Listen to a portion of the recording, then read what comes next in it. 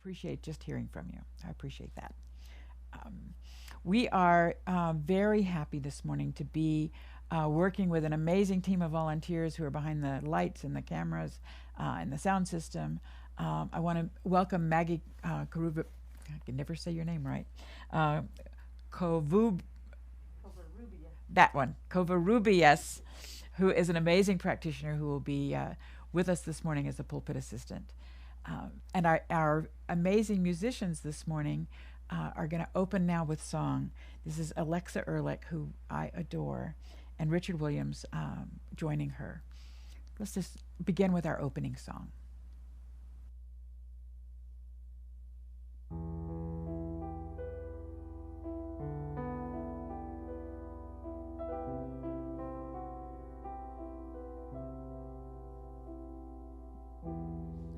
I'm thankful, so grateful. I am one with the Spirit all around me. I'm thankful, so grateful. I trust in God. I'm thankful, so grateful. I am one with the Spirit all around me. I'm thankful, so grateful. I trust in God.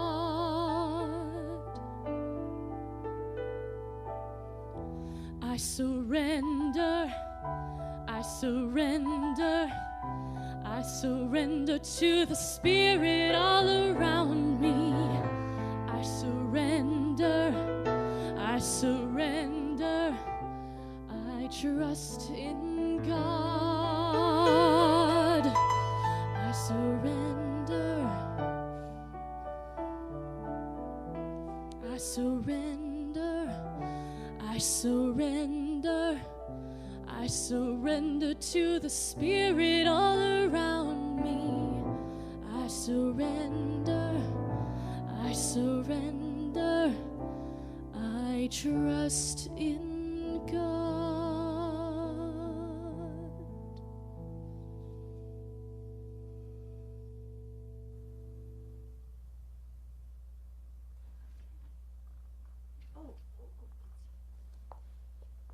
I am thankful. I am grateful. I surrender. Right here, right now, in this sacred, blessed moment, I know that we are one with a power of love and light and life that surrounds us, that embraces us. Microphone. I'm sorry. Right here, right now, I am grateful. I am thankful. I know, as we gather here in this sacred moment, that I am one with the power of love and light and life that surrounds me, that embraces me, that is with each and every one of us, with every beat of our hearts. And as we share this sacred time together, I know that we surrender to that love. We say yes to that love and light. That gratitude, that thankfulness, and that love, we wrap ourselves in that love. When we feel darkness, it lights our way. When we are unsure, it surrounds us with certainty. This love, this light that is within us and all around us is eternal. We are never lost. We are always found. We are always home in the light and the love of the divine. I'm so grateful for this time that we're spending together. I'm so grateful for the music, the inspiring talk, and this loving community that even if we can't touch hands right now, we touch hearts. I know that this time blesses everyone present in this space, everyone watching. and that blessing ripples out and blesses the world around us. And I affirm this prayer by saying, and so it is. So now that I've got the microphone figured out, we hope, I have a reading from Mark Nepo, one of my favorites. This is called Being a Feather. Like some form of spiritual erosion, we start out wanting to hear the truth, and falling in, we sometimes speak the truth, and if we suffer enough and are true enough, we become the truth. We start out wanting to know that love is possible, and falling in, we chance our way as lovers, and if we suffer enough and are loving enough, we become the love. We start out wanting to hear the song, and falling in, we sometimes feel compelled to sing, and if we suffer enough and are loving enough and true enough, oh yes, we then become the song. I hear versions of this story in every place I go, and I'm privileged to share this version. From the falling in, to the tired wanting to know, to the humbled, compelled to sing. If blessed, we somehow become instruments for each other. One such story comes from a university-trained son who, when his mother died, went to visit his native father. He stayed with him for a week, and on the last day, they walked in silence, far into the heart of the land. There he sat quietly as his father deepened his silence.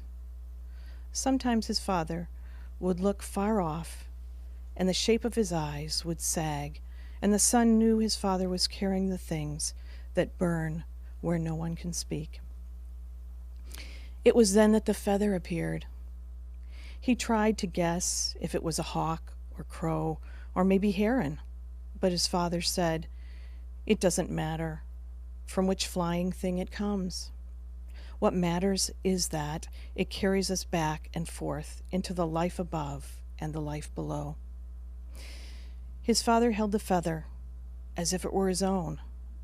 It carries us into sky life and ground life until both are home. It was then that his father placed the feather in his hands.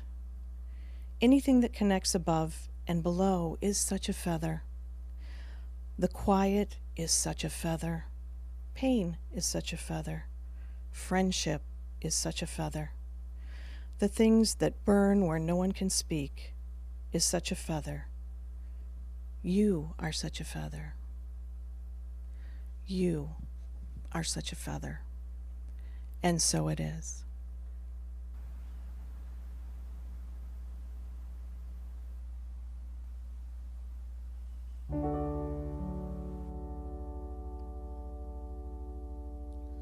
Grateful for the morning, grateful for the sunlight on my face,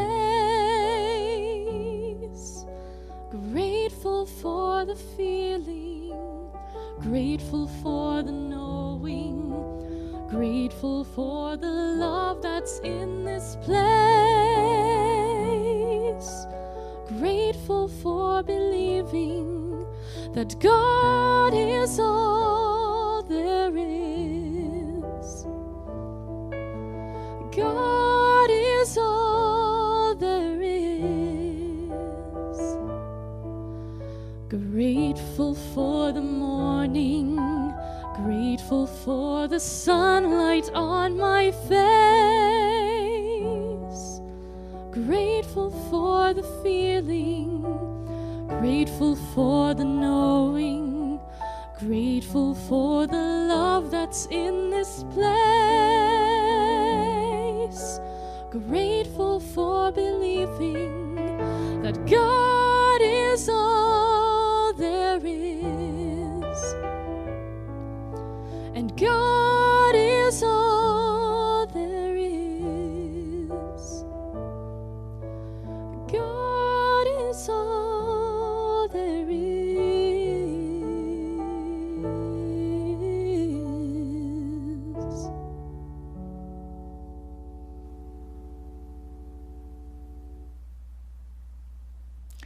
Happy Thanksgiving week.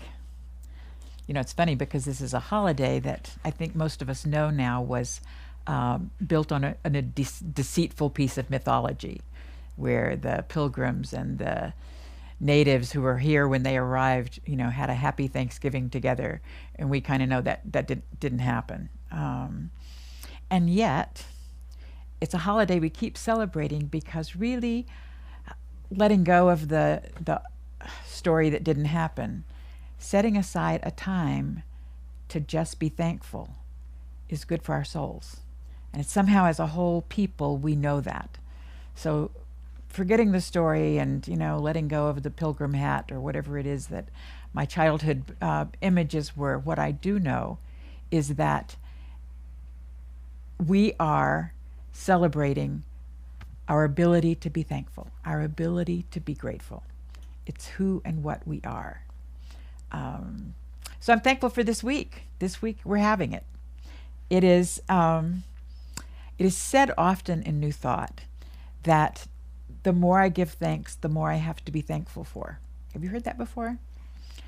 It's an interesting truism because, first of all, it sounds a little bit to me like that, like we're buying an insurance policy, like I'll be grateful and then I'll have more. The more I'm grateful, like then I'll have more, right? So I'll be grateful.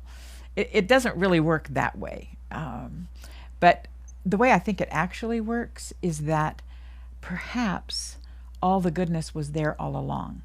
And as I'm giving thanks for it, as I'm being grateful, I'm opening to see more of it.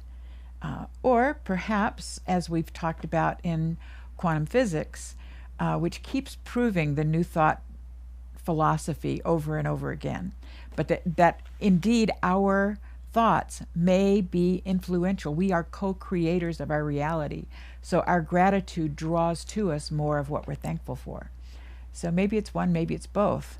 But being thankful begets more thankfulness, begets more things to be thankful for. You know, as I enter this season, there are a couple of people who really stand out to me as great teachers of gratitude. And I have to start with my husband. Those of you who are in this community or who know Walter know that he is an incredibly bright light, and he's got the biggest heart of anybody you're ever going to meet. He's just kind of like a heart with legs. That's kind of who he is. But in the last few years, what I've seen is a lot has been stripped away.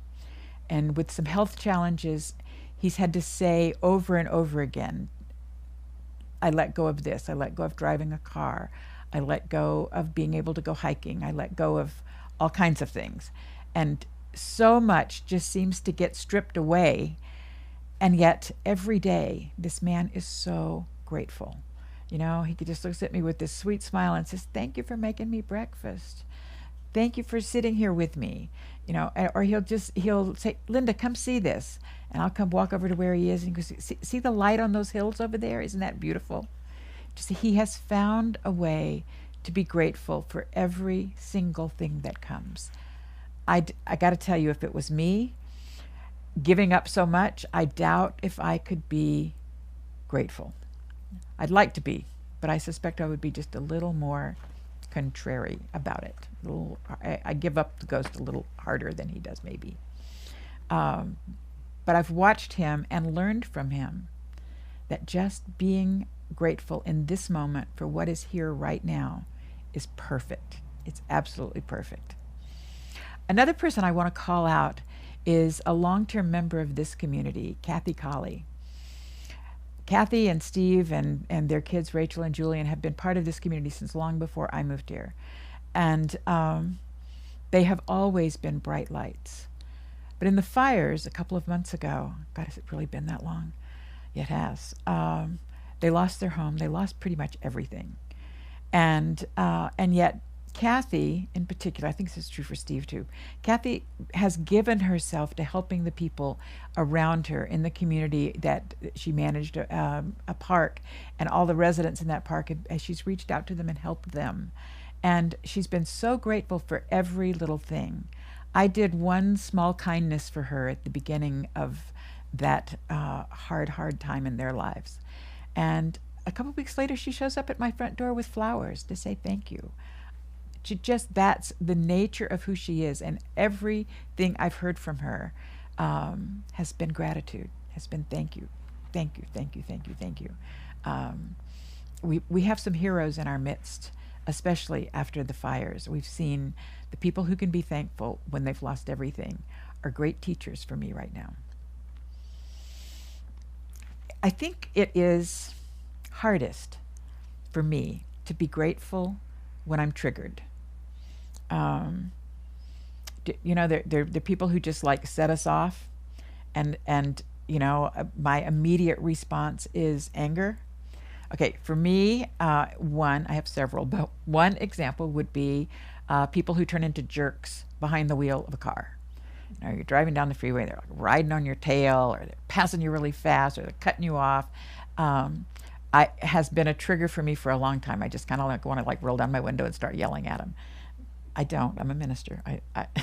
I curb that, but the trigger is there and the response is there. And really what I allow it to do when I follow that trigger is ruin whatever good mood I might have been in before that happened. And they don't care. They're gone. It's me that has allowed something to trigger a feeling in me that's not the place I want to live. So I've decided that when that trigger shows up, I'm making a conscious decision that I'm going to use that trigger as an opportunity to be grateful. You listening? What could I be grateful for in that moment? Well, first of all, I no longer live in the Bay Area where that kind of traffic is an everyday occurrence. There's so much traffic and so much frustration and built up tension that, the jerk in people tends to come out a little bit more.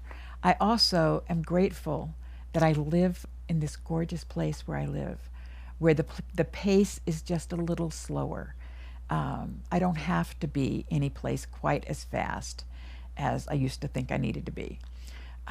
So I'm taking that trigger, that behavior that triggers me, and I'm calling it a new thing. I'm calling it as an opportunity to just be grateful for these things. And from that place, it's not a really far cry to just bless that person that was acting like a jerk, to bless them on their journey, and to thank them for reminding me to be grateful. And guess what? By the time I've done those two things, trigger's vanished. It's gone. I can't even, I'm still back in my good mood. I'm not remembering to be like, I'm back where I was. So I just want to invite you to play with this for a minute.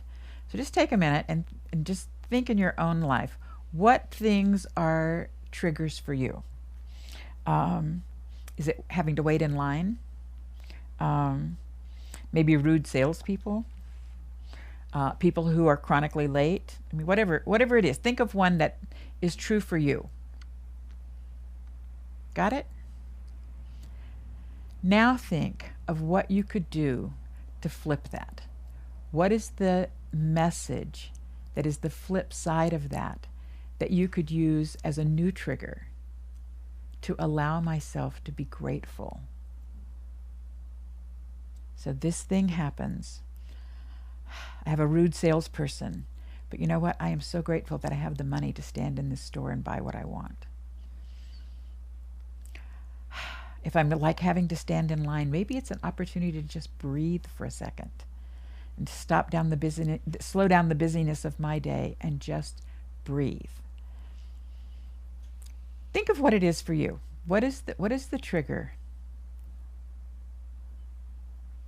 And would you join me this week in just playing around with trying to let this trigger something new?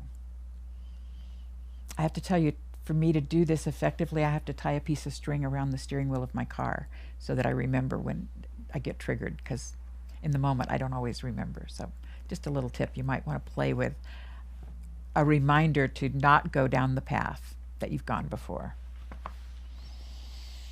So I think most of us are having a different Thanksgiving this year. I've been in multiple conversations with people that because our governors ask us to limit all travel to essential travel only, reluctantly, extremely reluctantly on my part, I canceled my family coming for Thanksgiving. Those of you who know me, like, my family is everything. And through all of the quarantine, I need to have something out there to like hang on to, something that I can look forward to. And for me, it was Thanksgiving, because both of my kids were going to be home. They were going to be home for multiple days. It was just like there was this thing I could hang on to, and to be the one to say, you know, time to be an adult here and do the thing I don't want, but that I know needs to happen, was hard. I know that that's true for many of us, that this will just be a little smaller, or we'll end up, even though we made the trip, we're going to end up quarantining on both ends because it was just that important. But whatever it was, there's a way to make this into a positive.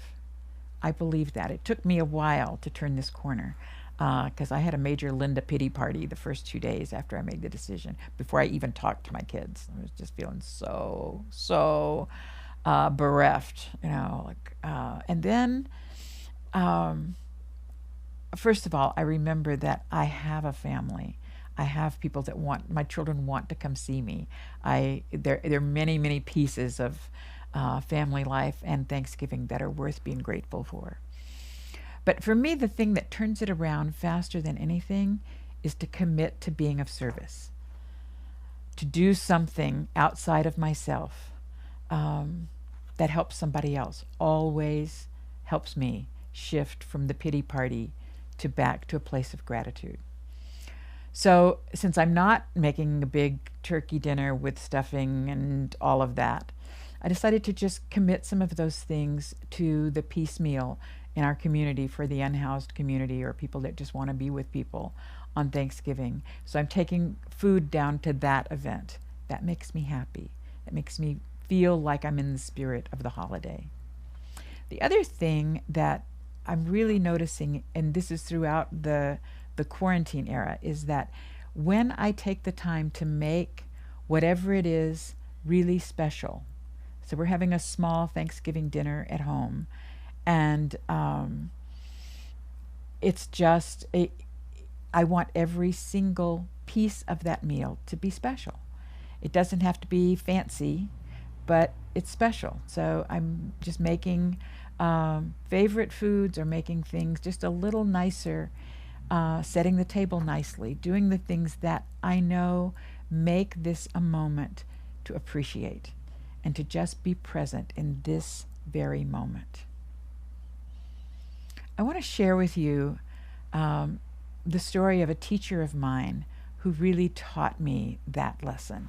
Her name was Betty Rothenberger, and for many years she was part of the teaching team of Jean Houston's Mystery School, which I attended for a number of years. And from the very beginning, this woman really caught my attention. First of all, I was just about to enter ministerial school, and really kind of scratching my head at like starting a whole new career that I would like finish in my mid-50s. Like, what, you're going to start a whole new career when most people are starting to retire? And I got there and I saw this woman who was totally doing her life's work, much older than me. And she wasn't out there tearing it up and pretending to be 45 again, but she was mentoring people. She was writing. She was connecting. She was blessing and uplifting. And I was like, oh, that's my life work. And it doesn't mean that I have to go do all of these things, or maybe it does. But wherever I am, I can do this. So I watched her pretty closely. And what I learned about this woman over the years is that she was, at core, an uplifter. She would, I don't know, it always felt to me like I was the only one, but I would often get little notes in the mail from her of just something that I had said at Mystery School weekend that she was thinking about, that she wanted to acknowledge, or she wanted, this is what, add to it, this is what I've been thinking about it. But just connecting and always uplifting, always holding me high. And I've learned that there were dozens, maybe hundreds of us that she was doing that for. It always felt like it was just me. And I realized that that was her work. She was uplifting many, many, many people. And I knew I was always held in her spiritual practice as and my work, and it was always presenced in her mind.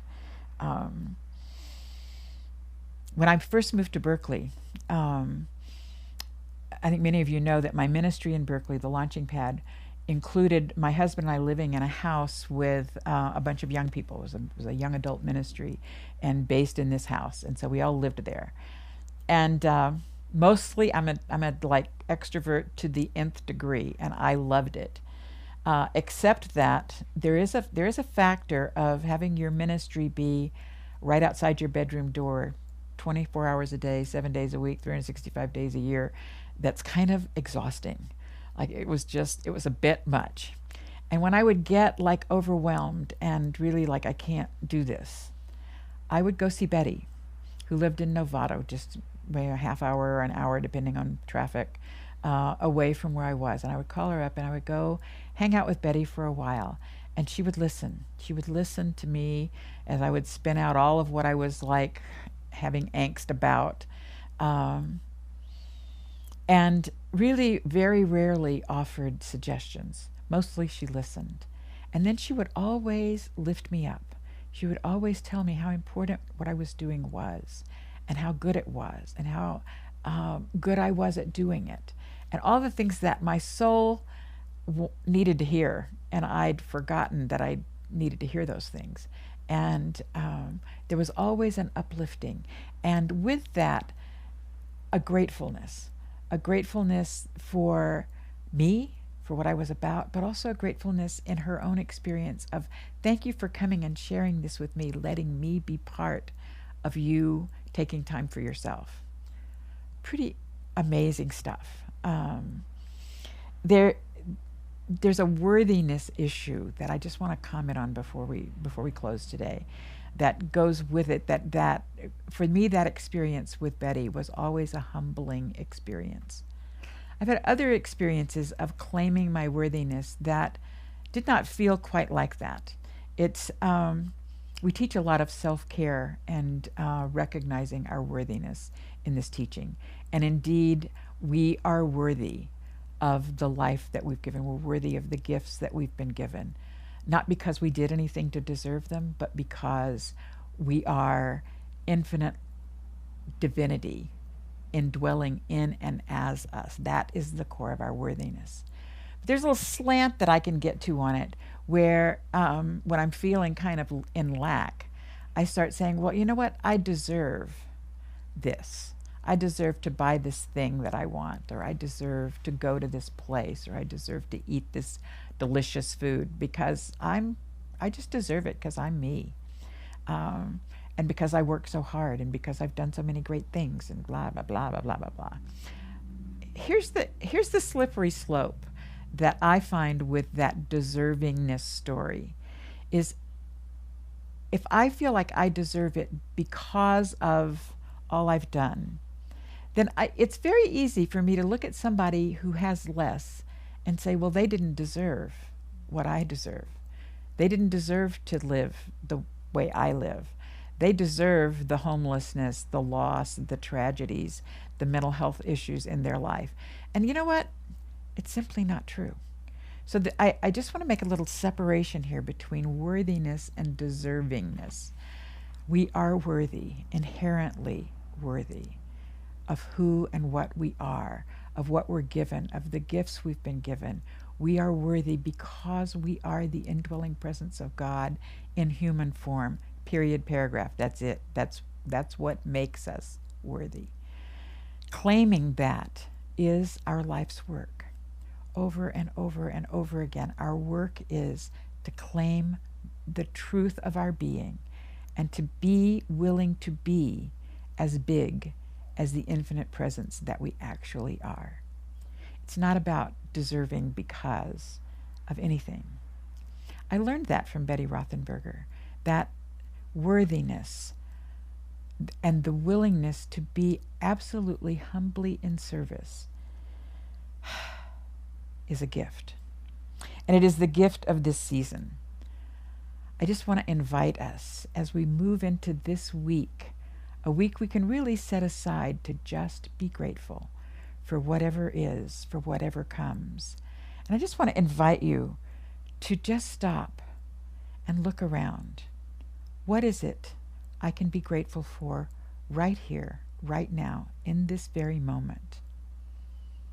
Maybe it's being in a warm house, having comfortable shoes, having a good breakfast. It doesn't matter what it is. It can be the plant that's sitting in the corner. What is it that I can appreciate about this moment? And then I want to invite you to just turn up the volume on the appreciation. Just take the fine lens down and look very specifically in tiny measures. What about this sparks joy? Can I be so grateful for that it lifts me and carries me? It's there.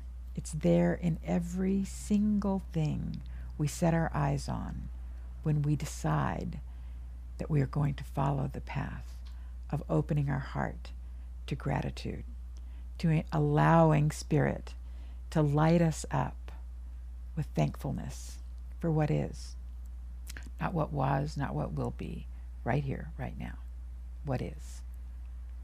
Let's pray. Right here, right now, in this very moment, I see and know and feel the infinite presence that is love, that is peace, that is wholeness, that is grace, that is fullness of life itself.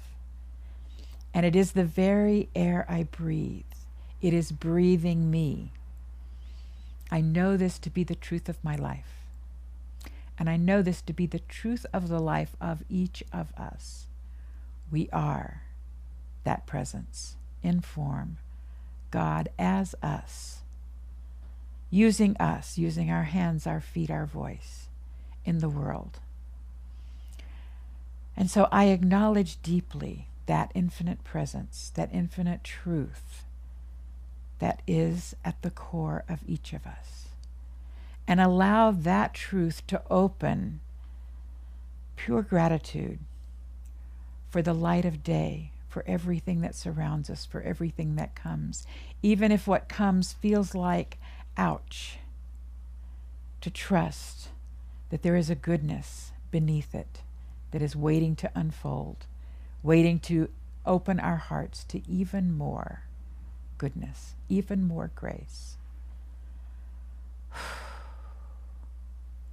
I know this is the truth. I give such thanks for the infinite presence, for the truth that God is indwelling as us, right here, right now. We are so, so blessed. So it is with great gratitude I say thank you, God. Thank you, God. And so it is. Amen.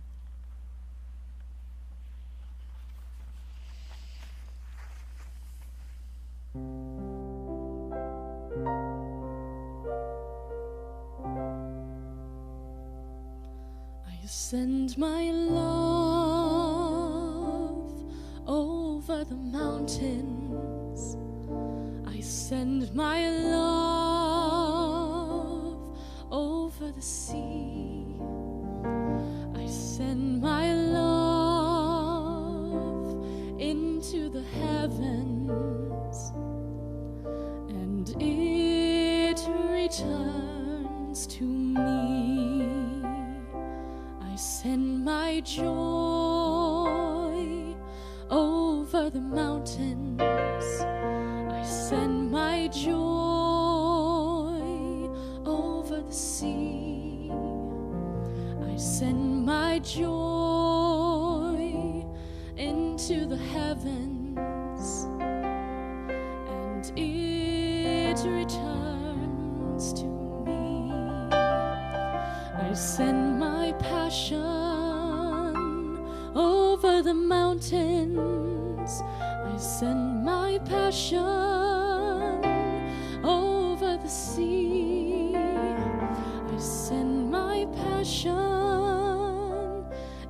into the heavens, and it returns to me. I send my love over the mountains.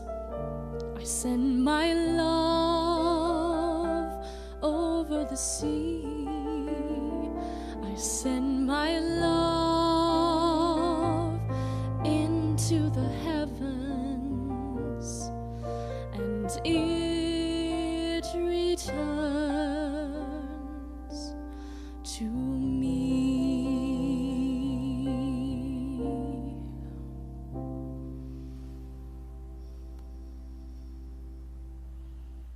So true. It returns to me. Thank you, Alexa and Richard. That was gorgeous.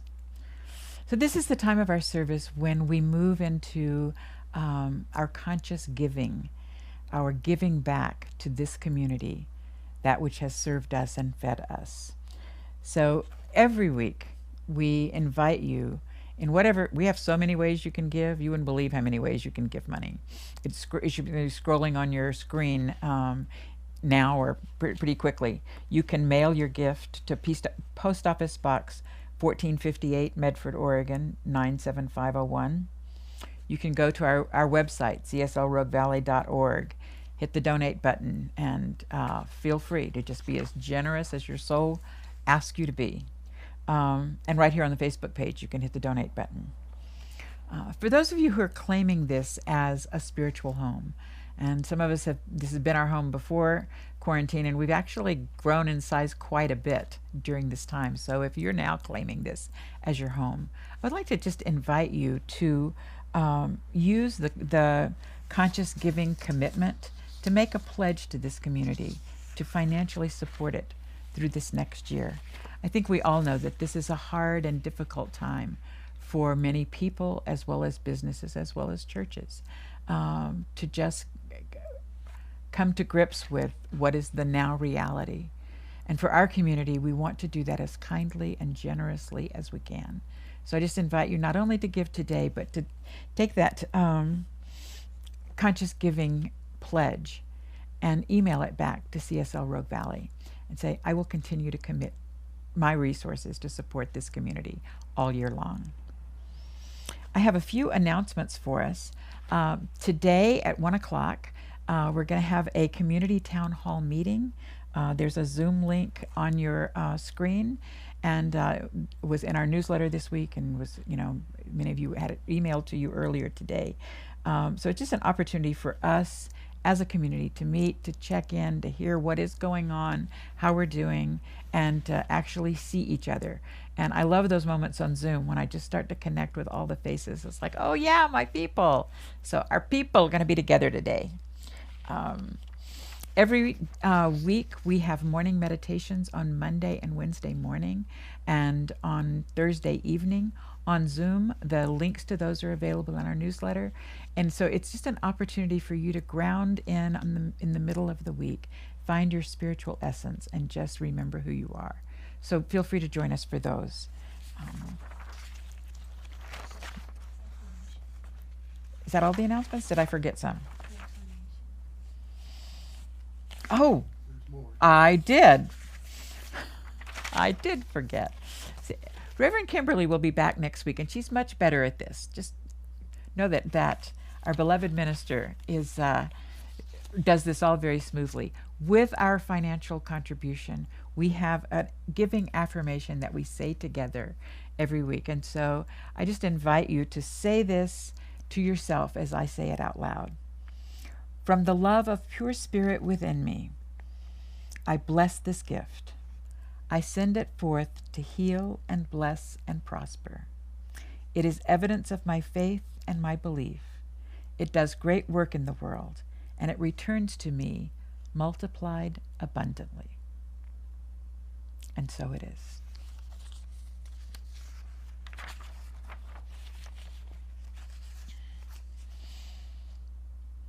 I think I've covered all of the announcements I was given to tell you. Let's go to our closing song with Alexa and Richard.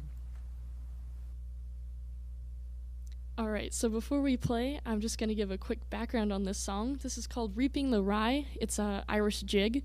So I thought, what better way to start out the Thanksgiving break than an Irish jig? So feel free to dance along back at home.